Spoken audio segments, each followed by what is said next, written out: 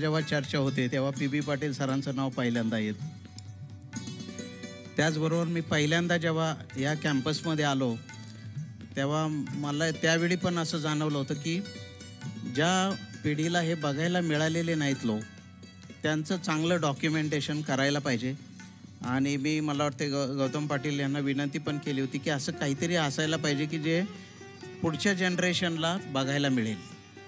आपल्याकडे दुर्दैवाने काय होतं की लहानपणी कळत नाही हा माणूस मोठा होणार आहे की नाही. त्यामुळे आपण लहानपणापासून त्याच्या वस्तू जपून ठेवत नाही, फोटो जपून ठेवत नाही आणि मोठा झाल्यावर आपल्या लक्षात येते आपण हातातनं सगळ्या वस्तू गमावलेल्या आहे.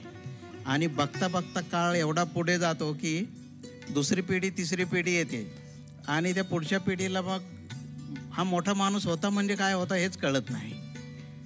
ब्रिटिशांकडून ही गोष्ट आपण शिकायला पाहिजे होती, परंतु ती उशिरा का होईना आता आपण आपल्या सगळ्यांच्या लक्षात येतं की काय करायला पाहिजे होतं.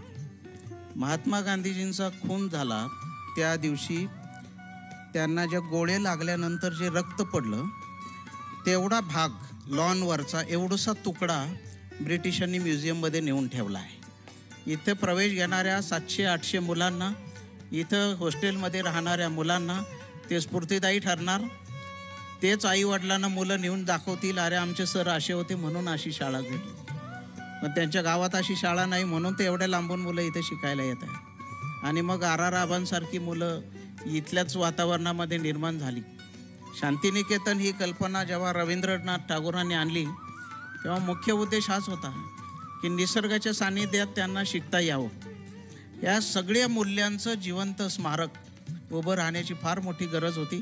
त्यांची स्मृतिचिन्ह, त्यांचा फोटो, त्यांचा पुतळा हा येत्या अनेक पिढ्यांना मार्गदर्शन करत राहील. आणि ध्येय मार्गदर्शन करणार नाही तर पुन्हा पी.बी. पाटलांसारखे, पुन्हा आर.आर. आबांसारखे असे विद्यार्थी की जे स्वतःचं काहीतरी जीवन ध्येय ठरवून येतील आणि त्या मार्गाने किती पण अडथळे आले तरी त्याच्यावर मार्गक्रमण करत राहतील. अशा प्रकारच्या पर्सनॅलिटी तयार होणं आम्हाला अपेक्षित आहे.